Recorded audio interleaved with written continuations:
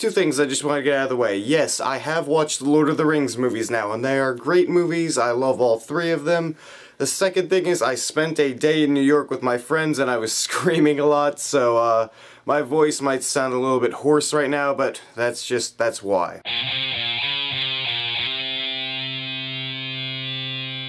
The Hobbit, An Unexpected Journey is a movie that follows Bilbo Baggins when he is younger. Gandalf the Grey shows up one day and asks him to go on an adventure with him, and he kind of says no, and then dwarves start showing up at his house. You know, he starts getting pulled into this mess, and he eventually joins them on their quest. The dwarves had their home taken from them by a dragon named Smaug, and they want to try and take it back, so this is the start of their journey back to Erebor, which is their home. Now, before I'd seen the Lord of the Rings movies, I thought these trailers looked fine, but they were never really completely interesting to me. However, once I watched them, and I actually just finished watching Two Towers and Return of the King yesterday, cutting it pretty close, but I thought that was just great. Having them right there and then seeing The Hobbit was really cool to see. So going into it, like right before the movie started, my mindset was I was really pumped for this movie, but it wasn't like massive, mega hype levels like The Avengers or Dark Knight Rises, anything like that. I was just really looking forward to seeing the movie, and honestly, I loved this movie. I honestly don't know what's up the critics' asses right now. The movie isn't too long, it's not that childish, there are some childish parts, but it's a kid's book, so that's forgivable for me.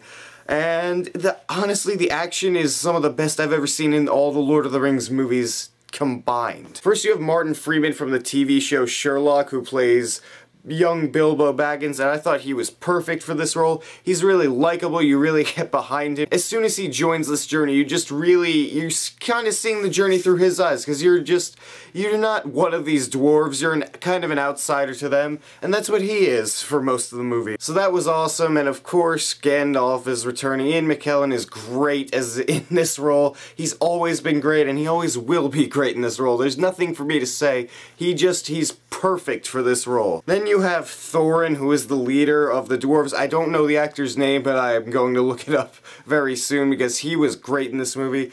I absolutely loved Thorin as a character. He's honestly, right now, my favorite character in all of the Lord of the Rings movies. I loved everything about him. He's such a badass, and he wants to reclaim his homeland. Then you have a bunch of dwarves. There's like 13 of them, I think, and you don't really get to know many of them. But some of them have good comedic relief. Some of them I don't think spoke a goddamn word.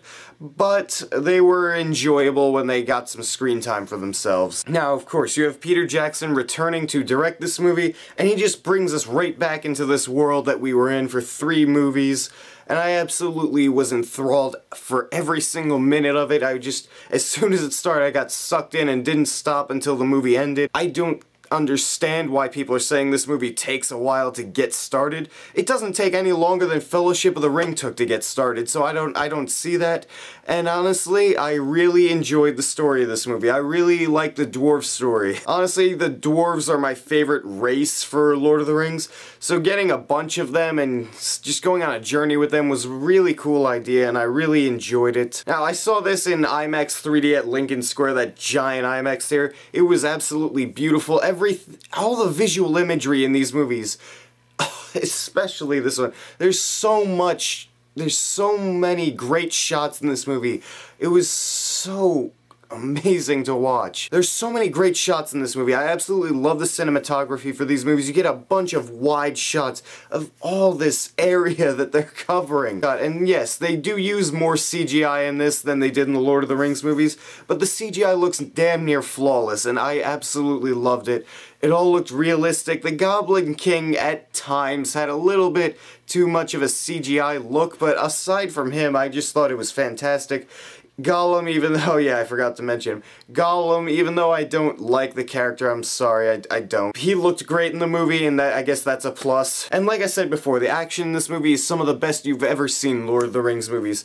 Especially this final battle, you just have the goblins versus the dwarves, and then some orcs join in later on. It's such an amazing battle to watch. It's It's full of badassery and it's completely enjoyable. And the 3D in this movie absolutely adds to it. It just makes the movie look so much more beautiful, gets you immersed into the world. This is some of the best 3D I've ever seen. If you have the chance to, I do suggest you go see it in 3D. Hell, IMAX 3D too. I love the story of this movie, I love the action, I love the acting, it's all great. Just a minor issue I have is a few of the scenes are paced a little bit poorly. Some of them go on a few of them go on a little bit too long, especially the one scene with Gollum and Bilbo. A lot of people are raving about that. It was fine, but it went on for far too long. It seemed like it was just going on for a half hour in my mind, and I just didn't enjoy that aspect of the movie too much. Aside from that, I absolutely loved The Hobbit: An Unexpected Journey. I can't wait to see Desolation of Smaug next year. I can't wait to see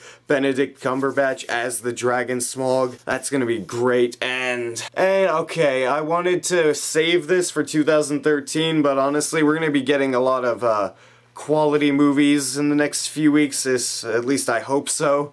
So I'm just going to do this. I was going to do this again in 2013, but I just want to introduce this. I've been getting sick of my popcorn ratings because it just doesn't allow me enough. It doesn't allow me to give enough variety to my reviews, so I'm going to change it to a letter grading system because then you have a bunch of different options to use, so that's what I'm going to change it to. If you don't like that, I'm sorry, but I was just really getting sick of the popcorn stuff. So I'm going to give The Hobbit: An Unexpected Journey an A. Absolutely worth your time. If you loved Lord of the Rings, you're at least gonna like this, I think, at least. If you didn't like Lord of the Rings, I don't see this really winning you over, so there's that. So what do you guys think of The Hobbit: An Unexpected Journey? Did you enjoy it? Did you not enjoy it? Did you like the Lord of the Rings movies better or this one better so far? Me personally, I liked this movie better than Fellowship of the Ring, but not the other two movies, Two Towers or Return of the King. And should I read the Hobbit book? Because I'm considering it now because I'm really hyped up for it. Ready to leave the comments down there and tell me what you think. And if you like this video, hit that subscribe button up there. Because if you don't... You know, I forgot to talk about Radagast, and just, you know what, honestly, I didn't mind him.